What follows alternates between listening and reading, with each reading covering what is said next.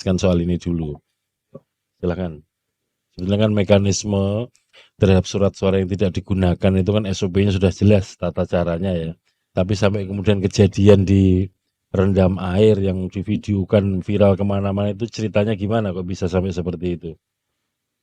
Ya, setelah pemungutan suara ditutup, kemudian sisa suara-suara itu dicoret, tapi kemudian ada permintaan dari saksi Partai atau saksi paslon? Saksi di situ ya, paslon ya. Tolong dibesarkan lagi, Ya. Mas, Mbak operator. Di situ ada tertulis itu atas permintaan dan desakan para saksi. Artinya kan mereka ada mengajukan keberatan di situ. Dan ada desakan di situ. Artinya kan saksi-saksi juga mendesak itu karena tertulis di situ loh. Jangan sampai fitnah loh ya ini.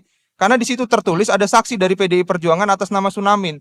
Sekarang saya minta dibuka surat mandatnya itu. Masih ada? Enggak. Kalau betul saksi PDI Perjuangan itu kemudian yang meminta dan dia tidak tanda tangan ada surat mandatnya, nanti kami secara internal akan proses begitu loh. Ini jangan main akal-akalan beginilah.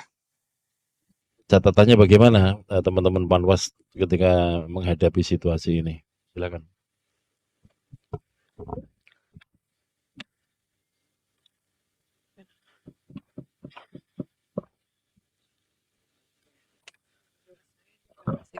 Izin Pak, saat kejadian itu terjadi jam 2:30 pagi.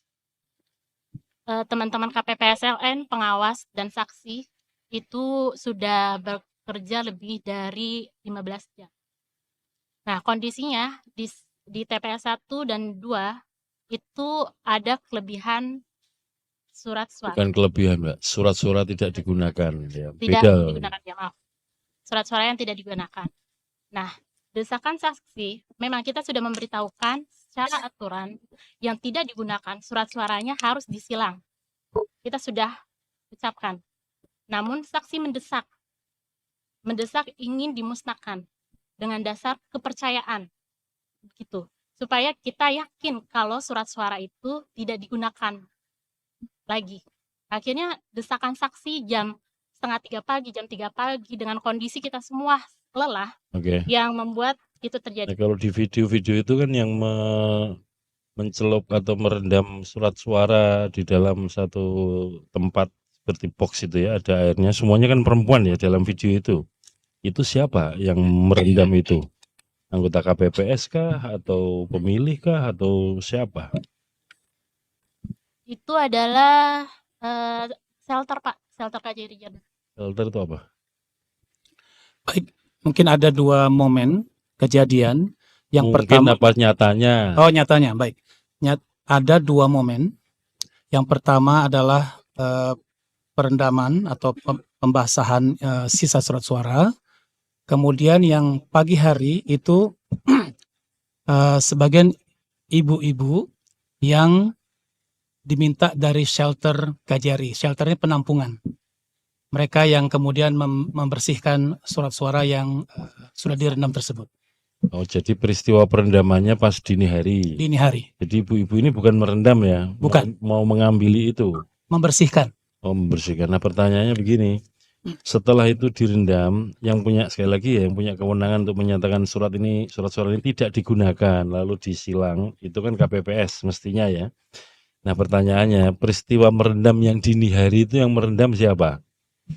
Saksi, KPPS, atau siapa? Izin Bapak, saksi. Yang merendam saksi? Saksi. Bukan KPPS ya? Bukan. Oke. Surat suara yang tidak terpakai itu sepenuhnya kemudian direndam lalu kemudian dibuang. Seharusnya surat suara yang tidak terpakai itu kan dimasukkan ke dalam belangko. Gitu loh. Nah, sekarang kemudian bagaimana gitu ya, tingkatan pada saat kalian pleno PPLN gitu ya, menerima dokumen dari petugas KPPS TPS 001 ini berarti belangko surat-surat tidak terpakainya kosong dong. Karena yang direndam itu kan sudah dibuang begitu loh. Lah ini kan menghilangkan barang bukti berarti gitu loh. Merendam surat suara saja itu sudah kejahatan begitu loh. Apalagi kemudian dihilangkan.